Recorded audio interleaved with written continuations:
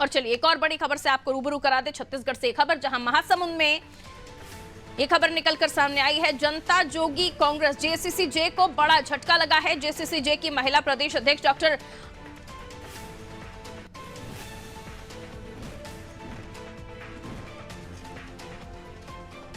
और इस वक्त की बड़ी खबर आपको बता रहे हैं,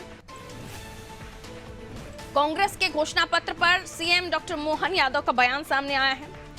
उन्होंने कहा कांग्रेस ने सबके साथ अन्याय करते हुए अपना समय गुजारा है, ऐसे में उनके मुंह पर न्याय शब्द शोभा नहीं देता।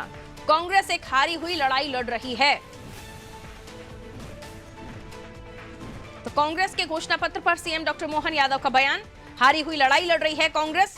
कांग्रेस ने सबके साथ अन्याय किया है और समय गुजारा है, ऐसे में उनके मुंह पर न्याय शब्द शोभा नहीं देता। क्या कहा मुख्यमंत्री डॉक्टर मोहन यादव ने, आइए सुनवाते हैं। कांग्रेस ने का घोषणा पत्र, जिसको न्याय पत्र नाम दिया है, कांग्रेस अन्याय के पहाड़ पे बैठी हुई सदैव पूरी देश के किसान, गरीब, मजदूर, युवा सबके साथ अन्याय करते हुए उन्होंने अपना समय गुजारा है। ऐसे में उनके द्वारा न्याय शब्द उनके मुंह पे शोभा नहीं देता है।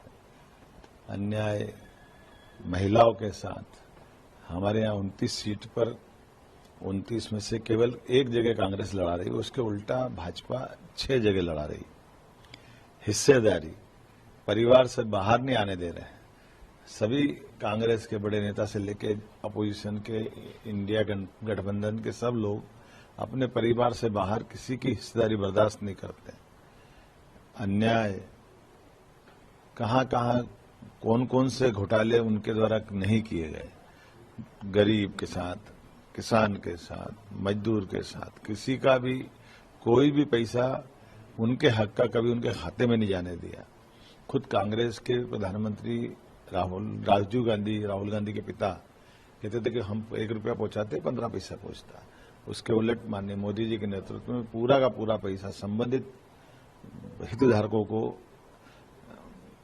पहुंच रहा है। तो इसका मतलब ही है कि अपने आप स्पष्ट है कि ये केवल चुनाव की दृष्टि से कर्मकांड है कांग्रेस का। कांग्रेस एक हारी हुई लड़ाई लड़ रही है।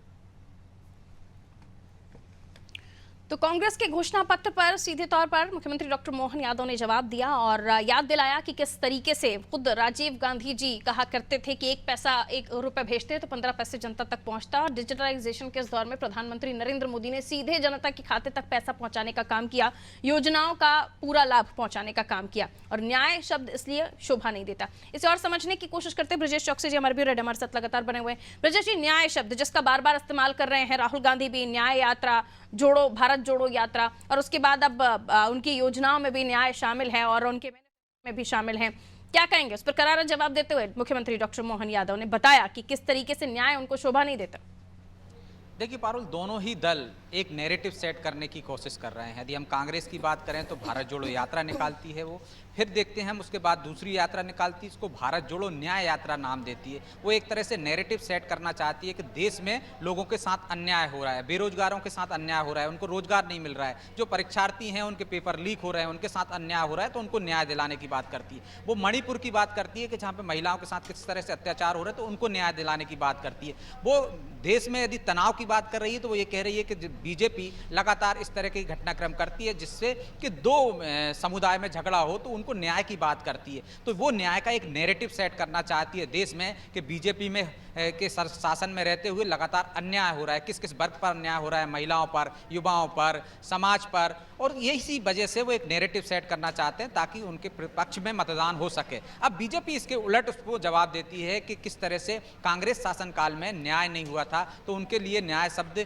का इस्तेमाल करना ये एक तरह से उन्हें शोभा नहीं देता क्योंकि अन्याय हुआ है। वो अन्याय की बात करती है इस तरह से, उन्होंने जिस तरह से मोहन यादव ने कहा है कि किस तरह से कांग्रेस शासन में यूपीए सरकार में घोटाले हुए थे, किस तरह से वो अन्याय हुआ था जनता के साथ कि जनता के पैसे को सरकार ने किस तरह से घोटालेबाजी में किया। वो इस बात की बात करते हैं कि मध्य प्रदेश में कांग्रेस ने कितनी महिलाओं को टिकट दिया, 1 महिला को टिकट दिया और हमने 6 महिलाओं को टिकट दिया, तो वो ये कहते हैं कि महिलाओं के साथ अन्याय हुआ है। वो तमाम वो बातें कहते हैं कि जो कांग्रेस जो अन्याय करती रही है आज तक, इतने साल तक शासन किया है तो उसने कोई न्याय नहीं किया, देश में विकास नहीं हुआ है, उसने अन्याय किया है, उसने एक वर्ग को ही सब कुछ संसाधनों पर पहला हक होना चाहिए, इस तरह के बयान दिए तो वो बाकी की जनता के साथ अन्याय करती रही है। तो ये तमाम तरह के जो सवाल उठा रहे हैं, वो कहते हैं कि हम न्याय की बात कर रहे हैं और बीजेपी कह रही कि वो अन्याय करते रहे हैं तो उनको न्याय करने की बात करने की शोभा नहीं देता है। तो इसके पीछे दोनों ही दलों का मकसद है एक नैरेटिव सेट करना, जनता को ये बताना कि कौन अन्याय कर रहा है, कौन न्याय कर रहा है। अब ये जनता किस पर भरोसा करेगी, किसकी बात पर भरोसा करेगी, ये तो आने वाले परिणाम बताएंगे,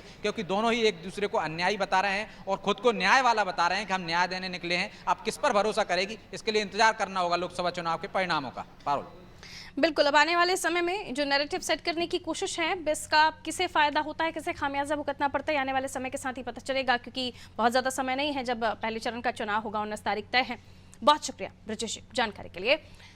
तो जवाब देते हुए मुख्यमंत्री डॉक्टर मोहन यादव ने कांग्रेस के घोषणा पत्र पर करारा प्रहार किया और बताया कि किस तरीके से न्याय शब्द शोभा नहीं देता कांग्रेस को। और उन्होंने ये भी याद दिलाया कि राजीव गांधी जी के समय से इस बात को हम देख रहे हैं कि उन्होंने कहा था कि 1 रुपये भेजते हैं तो 15 पैसे जनता के पास पहुंचते हैं। और प्रधानमंत्री नरेंद्र मोदी के शासनकाल में सीधे जनता को योजनाओं का फायदा मिल रहा है। और इसी के साथ ब्रजेश जी ने भी बताया कि किस तरीके से ये जो नैरेटिव है इसे सेट करने की कोशिश की जा रही है। चुनावी समय है और चुनावी समय में इस तरह के बयानात तो आएंगे ही, लेकिन इसका जनता पर किस तरीके से इम्पैक्ट पड़ता है ये आने वाले समय के साथ पता चलेगा। और जनता इस बयान को इस तरह के जो अब नैरेटिव सेट हो रहे हैं इनको किस तरीके से लेती है, ये भी आने वाले समय के साथ पता चल जाएगा।